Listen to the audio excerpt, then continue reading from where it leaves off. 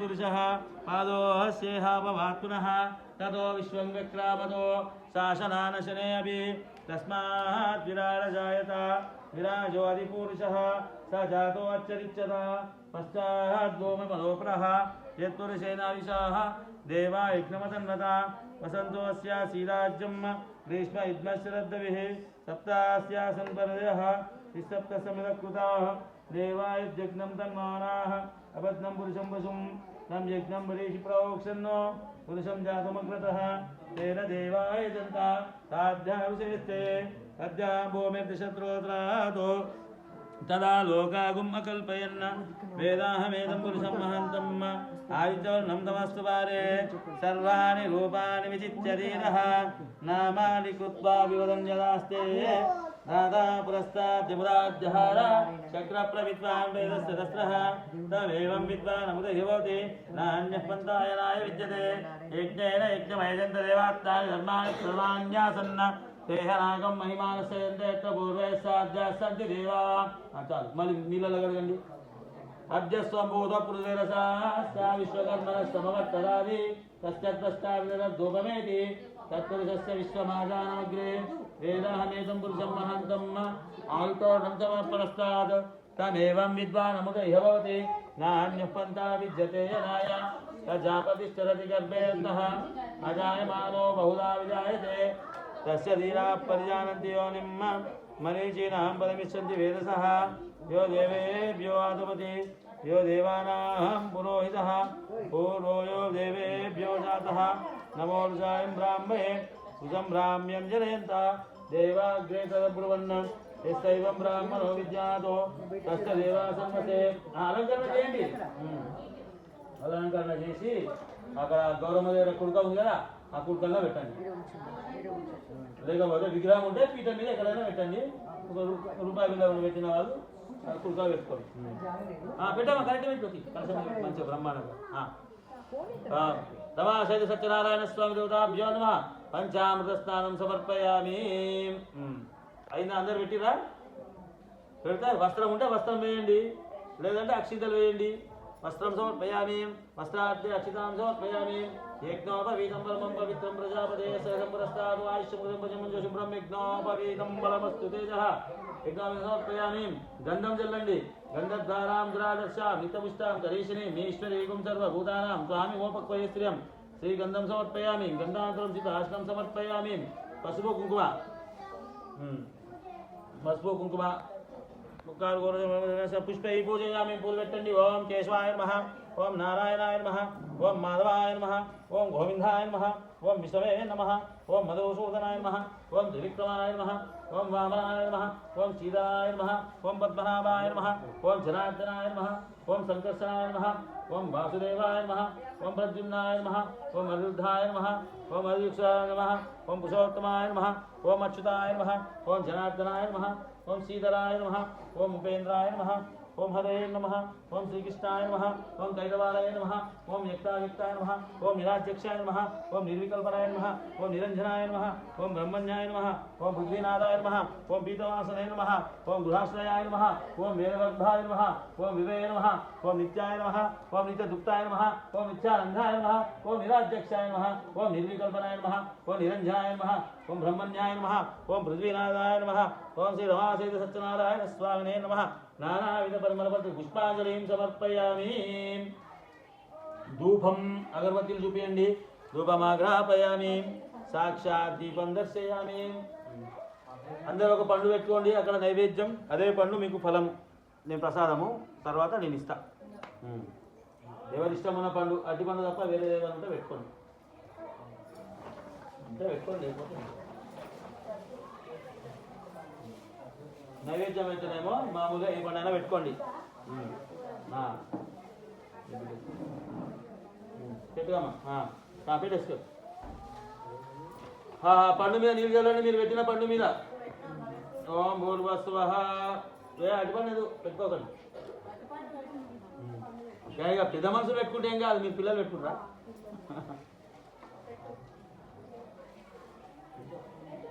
అటుపని పెట్టకు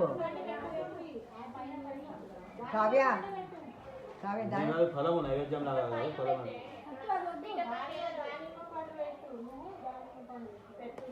దానిమ్మ పండు, జామ పండు, అరటి పండు, ఏదో ఇంకా పిల్లలు కావాలా అట్లా నాది పెట్టుకోండి.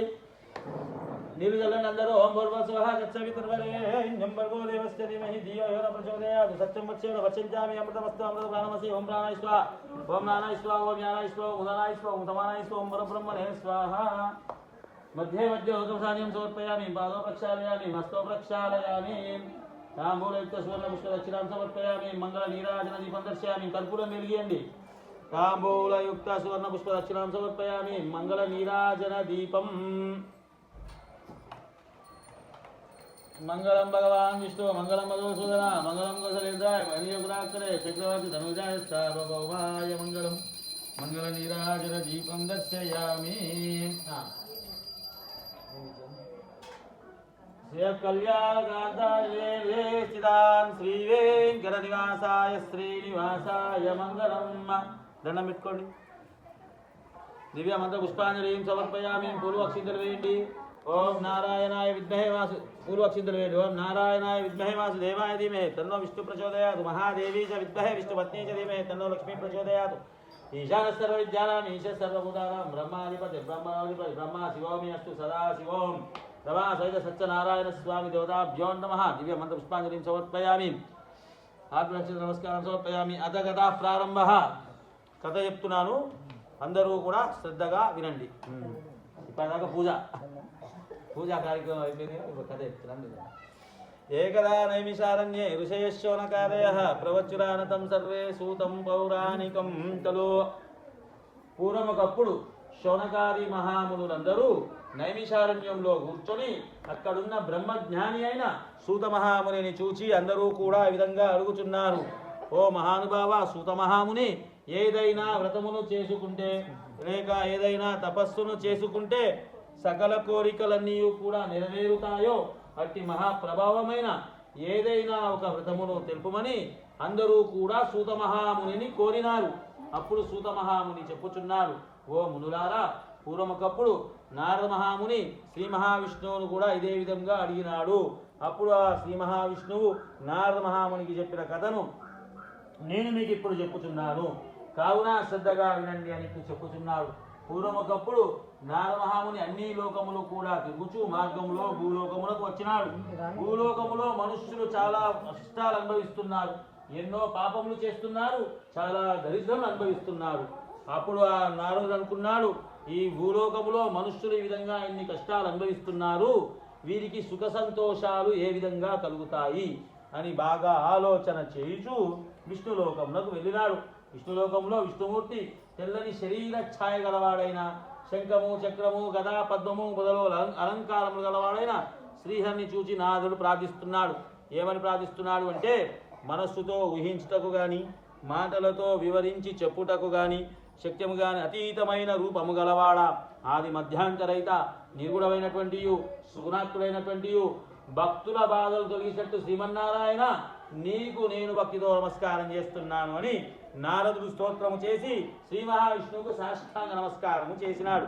అంతటా శ్రీ మహావిష్ణువు నారద మహామునితోటి, ఓ నారద మహాముని, నీవు వచ్చిన కారణం ఏమిటి, నీకు ఏమి కోరికలు ఉన్నవి, నీకు ఎట్లాంటి కోరికలు ఉన్నాయి కూడా నేను ఇప్పుడే నెరవేరుస్తానని తెలిపినాడు. అంతటా శ్రీ మహావిష్ణువు ఆ విధంగా అడగగా నారదుడు, ఓ జగద్రక్షక, నేను అన్ని లోకములు కూడా తిరిగి వస్తున్నాను, మధ్యలో భూలోకంలో కూడా వెళ్ళినాను. ఒక్క భూలోకములో మాత్రమే మనుష్యులు చేయని పాపములు లేవు, వారు అనుభవించని దరిద్రములు లేవు, వారి పడని కష్టాలు లేవు. మరి వారి విధంగా ఇన్ని కష్టాలు అనుభవిస్తూ ఉంటే వారికి మోక్షలోకము కానీ స్వర్గలోకము కానీ వైకుంఠము కానీ కైలాసం కానీ ఏ విధంగా ప్రాప్తిస్తుంది, అందులకు ఏదైనా ఉపాయము ఉన్నదా అని అడిగినాడు. అప్పుడు శ్రీ మహావిష్ణువు చెప్పుచున్నాడు, ఓ నారద మహాముని, నీవు లోక కళ్యాణార్థమై చక్కగా ఒక విషయం అడిగినావు, అందులకు ఒక వ్రతము గలదు. అది శ్రీ రమా సహిత సత్యనారాయణ స్వామి యొక్క వ్రతము. ఆ సత్యనారాయణ స్వామి యొక్క వ్రతమును చేసుకుంటే మనుష్యులకు సర్వ కష్టాలన్నీ కూడా తొలగిపోయి అంత్యమున స్వర్గలోక ప్రాప్తి పొందుతారు అని తెలిపినాడు. అది విని నారదుడు మరల అడుగుతున్నాడు, ఓ దామోదర, మరి మీరు చెప్పిన ఈ సత్యనారాయణ స్వామి యొక్క వ్రతమును చేసే విధానం ఏమిటి, ఈ వ్రతమును ఎప్పుడు చేయవలేను, ఎవరెవరు చేయవచ్చును, ఇదంతయు కూడా తెలుపమని ప్రార్థించినాడు. అప్పుడు శ్రీ మహావిష్ణువు చెప్పుచున్నాడు, సత్యనారాయణ స్వామి యొక్క వ్రతం చేసుకుంటే సకల కష్టాలన్నీ తొలగిపోతాయి, సకల దరిద్రములు తొలగిపోతాయి, సంతానం లేని వారికి సంతానం కలుగుతుంది. ఎవరైనా బాగా కష్టాలు అనుభవిస్తున్నప్పుడు ఈ సత్యనారాయణ స్వామి యొక్క వ్రతం చేసుకుంటే వారి కష్టాలన్నీ కూడా తొలగిపోతాయి.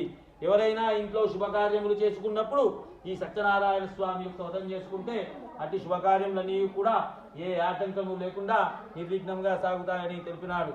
ఈ సత్యనారాయణ స్వామి యొక్క వ్రతము వైశాఖ మాసమందు కానీ, మాఘమాసమున కానీ, పాల్గొన మాసమున కానీ, శ్రావణ మాసమున కానీ, కార్తీక మాసమున కానీ, చైత్రమాసమున కానీ, జ్యేష్ఠ మాసమున కానీ, తుదకు ఆషాఢ మాసములో, పుష్యమాసములో కూడా ఈ వ్రతం చేసుకోవచ్చును. దశమి నాడు కానీ, ఏకాదశి నాడు కానీ, రవి సంక్రాంతి దినమున కానీ, పౌర్ణమి తిథి రోజు కానీ, పాఠ్యమిలో కానీ, షష్ఠి సప్తమి నాడు, తుదకు అష్టమి నవములలో కూడా చేసుకోవచ్చును. తిథి, వారము, నక్షత్రము ఏది కూడా చూడనక్కర్లేదు. ఎవరు చేసిన దినమున వారు ఈ వ్రతమును పొద్దున కానీ, మధ్యాహ్నం కానీ, సాయంకాలమున కానీ ఎక్కడైనా కూడా ఈ వ్రతం చేసుకోవచ్చునని తెలిపినాడు.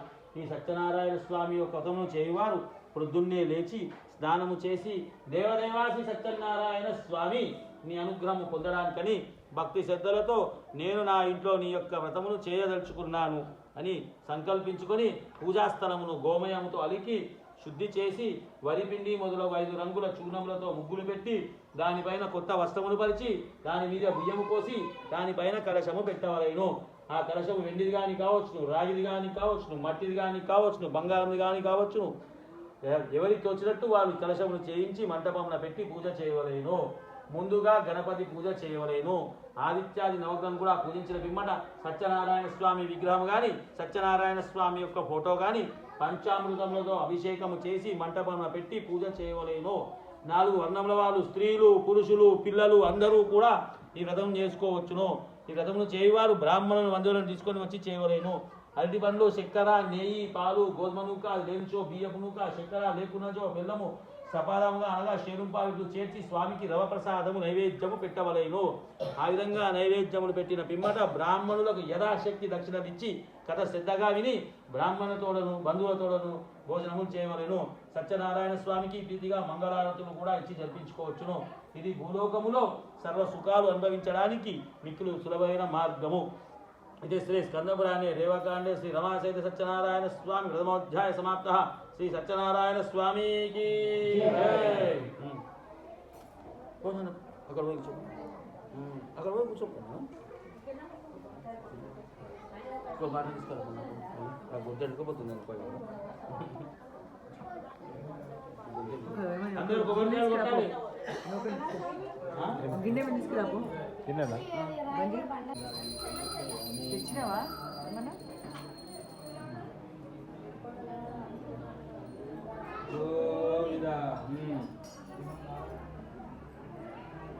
రెండో కథ చెప్తున్నాను, శ్రద్ధగా వినండి. ఇక ముక్కలు ఎన్ని కావాలో కట్ చేయించుకోమ్మా. కాబట్టి ఇదే మంచి సమయం అని అనుకొని ఆ సత్యనారాయణ స్వామి కొందరు మాయా దొంగలను సృష్టించి రాజుగారి ధనాగారంలోనికి పంపినాడు. ఆ దొంగలు రాజుగారి ధనాగారంలోనికి వెళ్ళి కొంత ధనము దొంగిలించుకొని వచ్చి ఆ వైశ్యుల దగ్గర వదిలేసి వారు మాయమైపోయినారు. తరువాత రాజభటులు ఆ దొంగలను పట్టుకోవడానికని నగరం మొత్తం వెతికి చివరకు ఆ వైశ్యుల దగ్గరకు వచ్చి చేరుకున్నారు. రాజభటులు వచ్చే సమయానికి ఆ వైశ్యుల దగ్గర చాలా ధనము ఉన్నది. ఆ రాజభటుల వైశ్యులిద్దరినీ కూడా దొంగలని నిశ్చయించుకొని వారిని కట్టేసి రాజు యొద్దకు తీసుకొని పోయి, ఓ రాజా, దొంగలను తీసుకొని వచ్చినాము, వారు దొంగిలించిన ధనమును కూడా తీసుకొని వచ్చినాము, విచారించి తగిన శిక్ష విధించండి అని విన్నవించినారు. రాజు ఏమీ కూడా విచారింపకుండానే ఆ వైశ్యులిద్దరినీ కూడా చెరసాలలో బంధింపమని ఆజ్ఞాపించినాడు. ఆ భటులు వెంటనే పోయి వారి చెరసాలలో బంధించినారు. ఎంత ప్రార్థించినను కూడా ఆ వైశ్యుడి మాటలు విలువారు ఎవరు కూడా లేకపోయినారు. ఇంకనూ ఆ సత్యదేవుని యొక్క శాపం వలన ఊర్లో ఉన్న వైశ్యుని ఇంట్లో దొంగలు పడి మొత్తము నా అపరాధములన్నీ క్షమించి నన్ను రక్షింపండి అని ప్రార్థించినాడు. అంతటా స్వామి సంతుష్టుడై, ఓ వైశ్యులారా, మీరు నా వ్రతం చేస్తానని చెప్పి చేయలేదు, అందుకనే మీకు ఇది నష్టములు కలిగినవి అని తెలిపినాడు. ఓ ప్రభు, ఈ లోకమంతయు కూడా నీ మాయలతో నిండి ఉన్నది, బ్రహ్మాది దేవతలు కూడా నీ మాయలను గ్రహింపజాలరు, ఇక నేనెంత వాడను, మూర్ఖుడను, నాపై కరుణ చూపుము, నా ధనము నాకు లభించినట్లు చేసి నన్ను రక్షింపుము అని అనేక విధములుగా ప్రార్థించినాడు. అంతటా స్వామి సంతుష్టుడై ఆ వర్తకుని ధనమంతయు కూడా ఎక్కడిదక్కడనే ఉండునట్లు వరం ఇచ్చి అక్కడనే అదృశ్యమైనాడు. పడవ ఎక్కి చూస్తే తన ధనమంతయు కూడా యథాప్రకారం ఎక్కడిదక్కడనే ఉండినది. సత్యనారాయణ స్వామి అనుగ్రహం వలన తన ధనము తనకు లభించినందుకు సంతోషించి మళ్ళీ బయలుదేరి వెళ్తున్నారు. కొంత దూరం ప్రయాణం చేసిన తర్వాత ఓ అల్లుడా ఆ కనిపించేదే మన ఊరు రత్నపురం అని చెప్పి తమ రాక భార్యాపుత్రికలు తెలిపి రమ్మని దూతను పంపినాడు. ఆ దూత నగరములకు పోయి లీలావతిని చూచి అమ్మా లీలావతి నీ భర్త అల్లుడు ఇద్దరు వస్తున్నారు, పడవ ఇప్పుడే రేవు చేరుతున్నది అని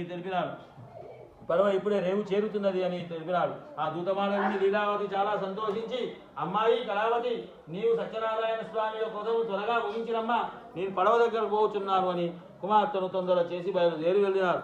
అంతటా కుమార్తె పూజ పూర్తిగానే చేసింది కానీ ఆ తొందరలో తీర్థ ప్రసాదములు తినకుండానే భర్తను చూడడానికని పడవ దగ్గరకు వచ్చినది. అందుచేత సత్యదేవునికి కోపం వచ్చి రేవులోనున్న పడవను అల్లునితో సైతంగా అక్కడనే ముంచివేసినాడు. అందరూ కూడా చాలా ఆశ్చర్యపోతున్నారు. అప్పుడు తల్లి తన కుమార్తెను చూచి ఓ అల్లుడా చూచుచుండగానే పడవతో కూడా మునిగిపోయినావు కదా, ఇదంతయు కూడా సత్యనారాయణ స్వామి యొక్క మహత్యమే అని కుమార్తెను కౌగిలించుకొని విలపింపసాగిను. అప్పుడు ఆ వైశ్యుడు అది చూచి ఇక నా శక్తిని అనుసరించి ఆ స్వామిని కొలచెదను అని అందరినీ పిలిచి తన అభిప్రాయం చెప్పి స్వామికి సాష్టాంగ నమస్కారం చేసి వేడుకున్నాడు. అంతటా స్వామి సంతుష్టుడై ఓ వైశ్యులారా, నీ కుమార్తె నా వ్రతప్రసాదము తినకుండానే భర్తను చూడడానికని వచ్చినది, అందుకనే మీ అల్లుడు ఎవరికి కూడా కనిపించకుండా ఆమె ఇంటికి వెళ్ళి నా తీర్థప్రసాదములు స్వీకరించి మళ్ళీ ఇక్కడికి వస్తే అంతయు కూడా శుభమవుతుందని తెలిపినాడు. ఆ విధంగా ఆకాశం నుండి వినబడిన మాటను విని వెంటనే కళావతి ఇంటికి వెళ్ళి తీర్థప్రసాదములు స్వీకరించి మళ్ళీ భర్తను చూడడానికని వచ్చినది. ఆమె వచ్చేసరికి తన భర్త పడవతో కూడా పైకి తేలి ఉండినాడు. అందరూ కూడా చాలా ఆనందించినారు. ఆ నదీ తీరంలో ఆ షావుకారు ఊరివారందరినీ కూడా తీసుకొని వచ్చి యథావిధిగా భక్తి శ్రద్ధలతో సత్యనారాయణ స్వామి యొక్క వ్రతమును చేసి జీవితాంతము కూడా సర్వసుఖములు అనుభవించి అంత్యమున వైకుంఠమునకు పోయినారు. ఇది శ్రీ స్కందపురాణే దేవకాండే శ్రీ రమాసవి సత్యనారాయణ స్వామి చతుర్థోధ్యాయ సమాప్త. శ్రీ సత్యనారాయణ స్వామికి కొబ్బరికాయ కొట్టి ఆరోగ్యమండి. మళ్ళీ మహానైవేద్యం ఎట్లా ఎవరి వాళ్ళకేనా అందరూ ఒకేసారి మధ్యలో కథ మొదలు పెట్టండి. ఎవరో కథ మొదలు పెట్టంగానే చెప్పి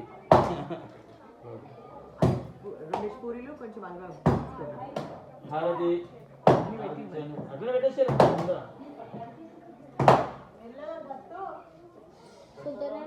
దత్తాత్రేయ కొబ్బరికాయ కొడుతున్నావా ఇంకేదన్నా మంచిగా పొట్టు మంచిగా చెప్పాను.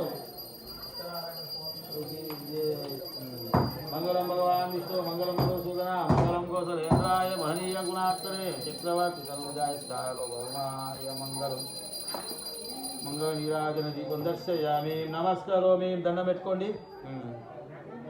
పంచమోధ్యాయ ప్రారంభ. సూతమహామునిదంగా చెప్పుచున్నాడు. పూర్వము కాశీనగరములో తుంగధ్వజులను రాజు ప్రజలను కన్న తండ్రి వలె చూస్తూ రాజ్యపాలన చేస్తూ ఉన్నాడు.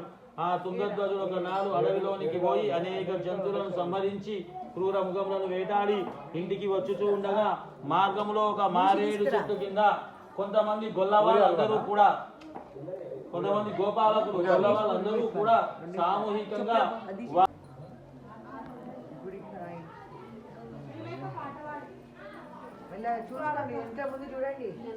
ముందు అందరూ హారతి తీయండి.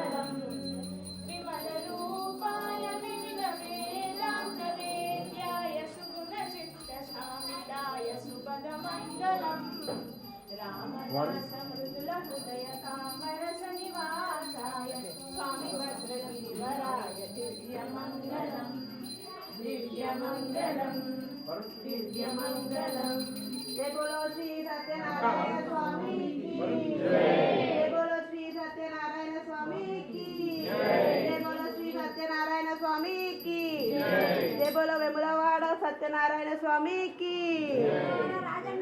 వేములవాడ రాజన్న వేములవాడ రాజన్న డాడీ ये काफी मिलेगा డాడీ డాడీ श्री